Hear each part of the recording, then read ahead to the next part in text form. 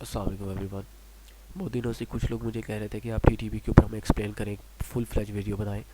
तो मैं कर नहीं सका था क्योंकि मैं बिज़ी था काफ़ी ज़्यादा। महीने महीने से ज़्यादा ही होने वाला है इस चीज़ को। तो मैंने अब सोचा इसको, अब फाइनली इसको करते हुए इस पर रिसर्च की। कुछ दिनों से इस पर रिसर्च कर रहा था।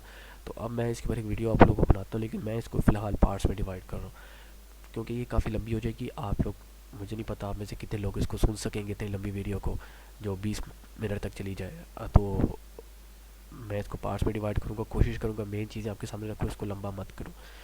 तो सबसे पहले टाइम ज़ाया नहीं करते, इसके ऊपर हम आते हैं टीटीपी का मतलब क्या है और किस तरीके से ये बनी और क्या क्या इसका हिसाब है, उसके ऊपर हम बात शुरू करते हैं। तो सबसे पहले टीटीपी के ऊपर हम बात शुरू करते हैं। टीटीपी का मतलब है तहरीक तालिबान पाकिस्तान। ये तो सबको पता होगा। अब ये देवबंदी जिहादिस्ट मिलिटेंट ग्रुप है जो इस टाइम पे अफ़गानिस्तान पर ऑपरेट करता है, और इनकी जो ज़्यादा स्ट्रॉन्ग पोजीशंस हैं वो पाक अफ़गान बॉर्डर के आसपास हैं, इससे ज़्यादा दूर नहीं है। अफ़गानिस्तान के अंदर भी जाके देखें तो ये मिल जाएंगे आपको, लेकिन ज़्यादा स्ट्रॉन्ग होल्ड्स कि वो बेसिकली पाक अफ़गान बॉर्डर अफ़गानिस्तान ही है। लेकिन अफ़गानिस्तान का जो पाक अफ़गान बॉर्डर है वो जो एरियाज़ है, मिसाल के तौर पे जो कुंदर प्रोविंस है और पक्तिका वगैरह, ये जो प्रोविंसेस हैं यहाँ पे इनकी काफ़ी स्ट्रॉन्ग होल्ड पोजीशंस हैं। ट्रेनिंग कैंप्स हो गए, बेसिस हो गए, यहाँ पर ये ऑपरेट यहाँ से बेसिकली कर रहे होते हैं। अब हम इस पर आते हैं कि ये बने कैसे, इनका हिस्ट्री क्या है। ये थोड़ा सा लंबा हो सकता है तो मैं आपको कोशिश करूँगा शॉर्ट से शॉर्ट रखूँ इस चीज़ को भी। हिस्ट्री क्या है इनकी? हिस्ट्री इनकी इस तरह है कि ये ग्रुप एक साथ एकदम से नहीं बना, 2007 में एकदम से बन गया, और इस तरह नहीं है। बल्कि अगर हम इसकी हिस्ट्री चेक करें तो ये जाता है बैक टू पोस्ट 9/11 के बाद की बात है। उस टाइम पे जब अमेरिका ने अफ़गानिस्तान में आता है, आपको हम सबको पता है कि बम्बार्डमेंट होती है और हुकूमत टोपल की जाती है, तो ये लड़ते हैं। अलकायदा लड़ती है। अलकायदा की बेसिकली मेन ऑब्जेक्टिव है अलकायदा था। तो अलकायदा लड़ती है, अलकायदा के साथ अफ़गान फाइटर्स होते हैं, अफ़गान तालिबान होते हैं जो लड़ते हैं उस टाइम पे। अब जब अमेरिका वहाँ शेलिंग करते हैं, इन लोगों ने वहाँ से बचने के लिए अपने आप को, ये पाकिस्तान के एक्स फाटा जो ट्राइबल एरियाज़ हैं फ़िलहाल, उन इलाकों में आके ये बसते हैं, यहाँ पे छुपते हैं। और एक बात मैं याद रखूँ, ये बॉर्डर क्रॉस किस तरह कर लेते हैं, क्योंकि उस टाइम पे कोई भी फेंसिंग नहीं थी। कीप दिस इन माइंड, उस टाइम पे कोई बॉर्डर फेंसिंग नहीं थी, बॉर्डर पे कोई बाढ़ नहीं थी, खाली बॉर्डर था, बस लाइन्स ड्रॉन थी, हमें पता था ये एरिया हमारा है, ये उनका है। और it's an complex border, complex terrain है, ईजी नहीं है, आसान नहीं है ये चीज़ कोई भी। पहाड़ी इलाका है और ऊपर नीचे, और Rocky plane, Rocky texture terrain है, बहुत कम्प्लेक्स है। और इन स्मगलिंग रूट्स भी होते हैं बेसिकली, ये वो इस्तेमाल करके, और जिस तरह भी इनका हुआ वहाँ से ये पाकिस्तान आते हैं। अब मैं आपको बता दूँ, ये एक ग्रुप नहीं था, ये सिर्फ अफ़गान तालिबान या अफ़गानी नहीं थे जो इस एरिया में आके बसते हैं, बल्कि इसमें मुख्तलिफ एथनिसिटीज़ थी। उज़्बेक थे, ताजिक थे, एक्स रशियंस थे, जिनके रशियन बैकग्राउंड से, इराकी थे, अरब थे, ठीक है, मिडल ईस्ट के लोग थे। ये सारे लोग यहाँ पे जो लड़ रहे थे उस टाइम पे, ये यहाँ पर आ जाते हैं।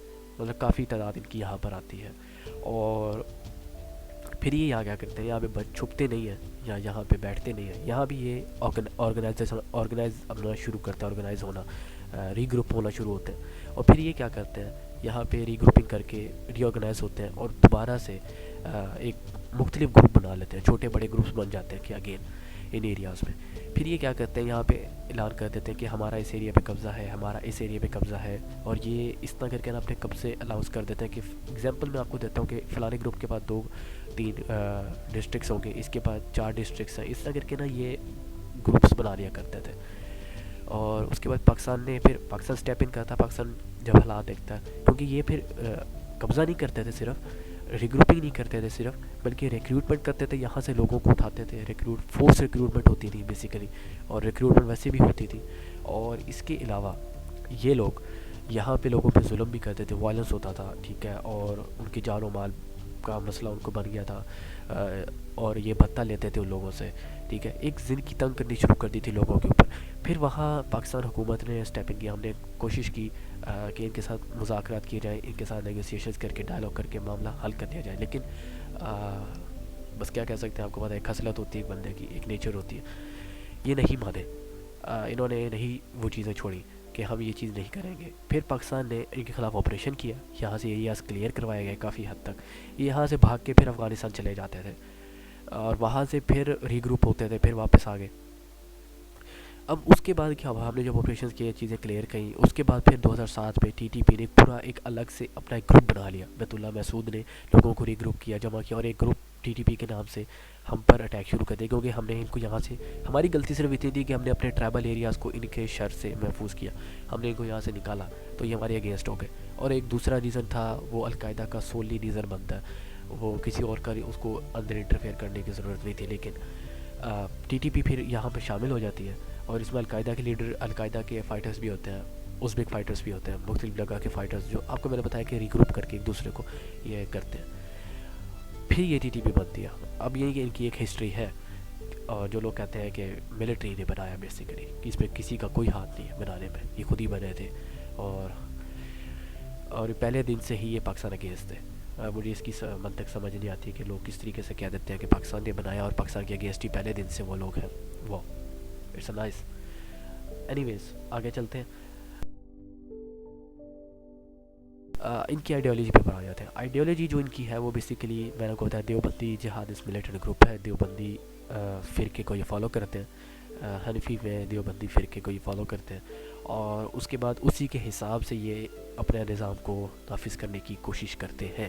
اب یہ پورے کا پورا سولی دیوبندی نظام نہیں ہے، بلکہ یہ جو نظام ہے یہ پشتون سینٹرک بھی ہے. جی یہ ایتھنکلی بھی یہ چلتے ہیں چیزوں کو لے کے. یہ پشتون سینٹرک زیادہ ہے، پشتونوں کے اوپر زیادہ یہ رکھتے ہیں، اور اس کے اندر بھی ڈسٹنکشنز ہیں. یہ بھی میں آپ کو کلیئر کر دوں، ان کے لیے افغانی پشتون زیادہ افضل ہیں پاکستانی پشتون کی نسبت. وہ بھی میں آگے جا کے آپ کو بتاتا ہوں کیوں. پہلے ہم آ جاتے ہیں پشتون سینٹرنگ کے اوپر، جو میں آپ کو بتاتا ہے.